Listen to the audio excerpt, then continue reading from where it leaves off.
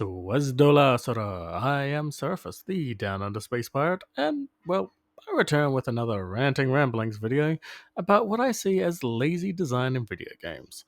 And once again, we return to the fall of a titan, Bethesda. So, let's talk about Bethesda's world building of Fallout now, shall we? Just quickly, I will be showcasing images that I've yoinked from the Fallout wiki to emphasize points during this video. So, like with the last video, big thanks to the community that Bethesda has grown with their games. Just no thanks to Bethesda. Now, let's talk some shit.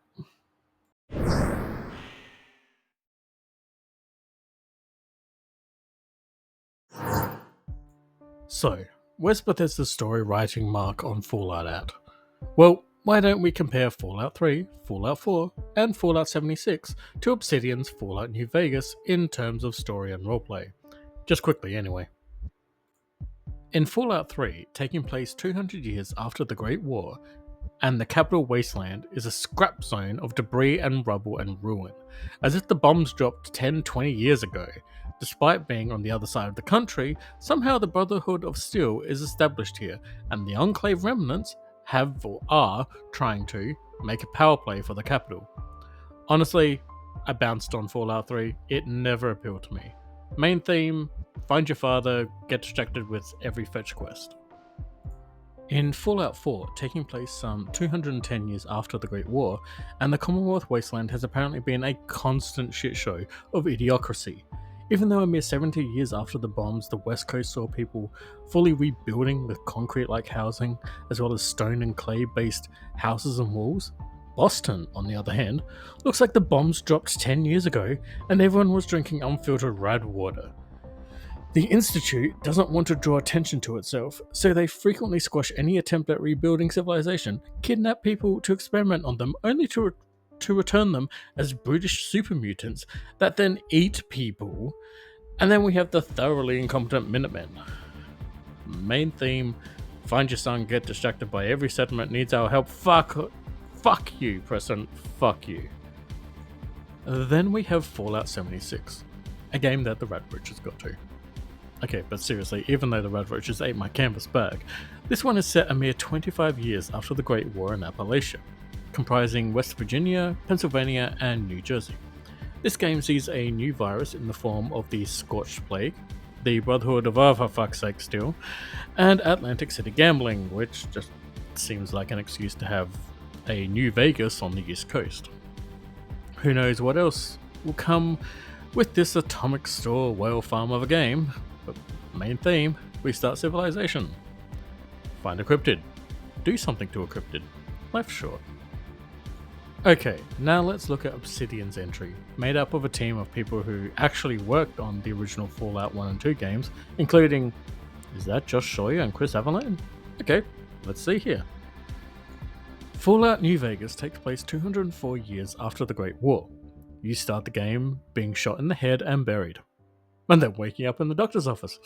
By the way, off topic, but I recommend putting a 10 in luck, just to hear old Doc Mitchell's comment. But no, Courier 6 is definitely one lucky son of a bitch.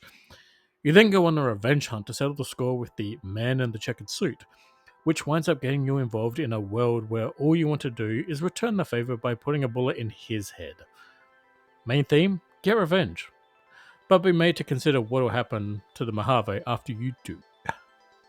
So, I'm sorry, you're saying that in a Bethesda Fallout, the point is find missing relative, be made to do everything else instead of that though. Meanwhile, in Obsidian Fallout, the point is shoot that checkered suit fuck daddy in the head. Oh, and now I have to face the consequences. Yet one is definitely making me roleplay the game, while the other is making me game, period. Oh, look, I'm gonna cut the shit and get to the point I want to now talk about here. You know what I think is wrong with Bethesda? Yeah, no creativity. So, what's the solution? Inject some time into creativity before you start a project. What do I mean? Well, it's simple. You should have never had the Brotherhood of Steel on the East Coast. Holy shitbags, is that dumb, and lazy, and just nostalgia bait. Okay, so here's my whole rewrite. And get ready for this, because this is basically the rest of the video. Following the bombs dropping, the Commonwealth wasteland is overrun by the Radstorms. The survivors do what they can to survive. Meanwhile, much of Boston's National Guard survived the bombs, and due to an excess of guard stations and depots across the Commonwealth, and a mostly intact underground wasteway system, the National Guard survivors are able to move around from stations and depots, moving resources and people to safer areas. Largely bringing people north of Ground Zero and Boston Central, Concord and Lexington are secured by the National Guard several decades after the bombs, and they begin moving the survivors up to the surface and out of the bunkers. Having discovered up north that some people were able to survive and farm, the National Guard survivors begin making a name for themselves. Coined by the locals as a throwback to the War of Independence, they call the National Guardsmen the Minutemen. Using flare guns, watchtowers across the Northern Commonwealth are able to signal and alert the Minutemen to instances any locals have. Meanwhile, in the southern regions of Boston, a vault is opened, releasing onto the Commonwealth a sick experiment of breeding eugenics to create child super soldiers. While some run off, partially deranged by the experiments, others eventually return to the vault and, seeing the horrors facing them, use their training and cache of weapons to take out threats to themselves. They go on to call themselves the Gunners. While to the western regions of Boston, Vault 81 supplies dwindle some 100 years after the war, and they're forced to send out search parties for supplies. What they encounter out in the wasteland is a raider tribe called the Rust Devils, coming in from the west, and they seem to have a thing for robotics, although they are crude and vicious in their usage. Here is the perfect spot to start the East Coast setting from, some 105 years after the bombs dropped on Boston. You have three major factions, you have the Commonwealth divided between them, and you have reason for concern between the three factions. But who's our first East Coast hero? Who's the first to don the PC role for the side of the USA? Honest to God, make it a Ghoul from the sub. Yeah, a Chinese crewman from the Yangtze 31 nuclear sub that Captain Zhao sent out for recon. You could honestly not get more unique a perspective than to play a Chinese ghoul from the submarine that caused the wasteland you're now in. And since I have to say it, talk about a fish out of water. I'll see myself out. No, but okay. So where do we go from here?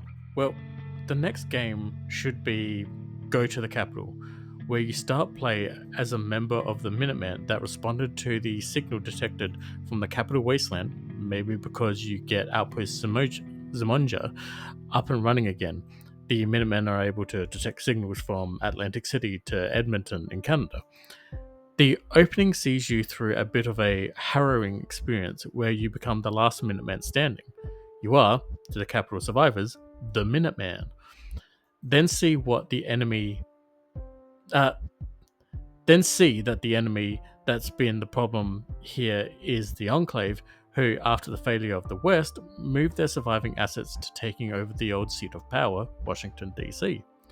The game is then seen as you trying to push the Enclave back, help the survivors of the Capital Waste, until a certain point, an old Skyliner plane flies over escorted by Stingray fightercraft, and it's the first wave of reinforcements from the Commonwealth. But now you can choose to return, go rogue, go neutral, go native, or side with the Enclave even. But what would the third game have been then?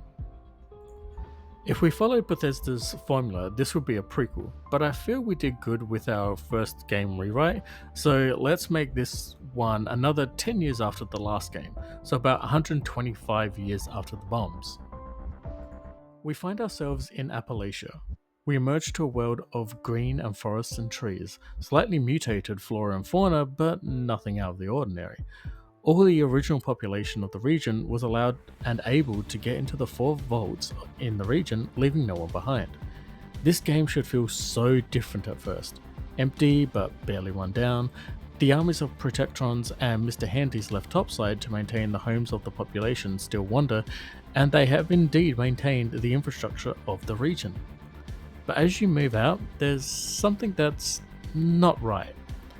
The weather is always fine, you never see a rad storm, but the nights are weird.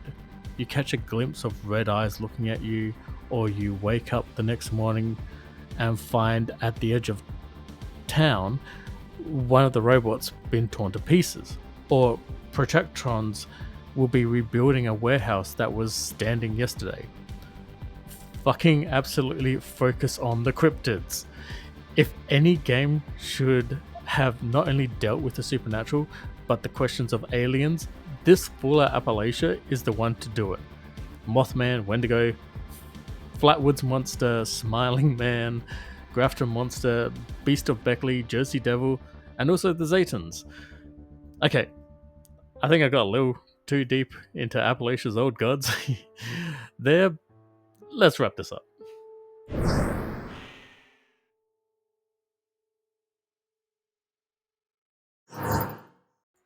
Once again, I find that Bethesda's lack of planning with their games, or their general disorganized game design development document, has little to, shall we say, help them structure a strong cohesive story, or stories, for their games.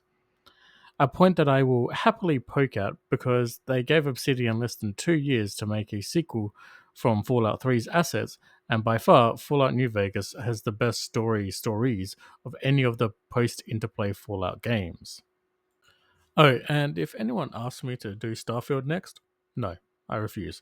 Firstly, I don't have it, but mostly it's because I played one Bethesda game, so I've played them all.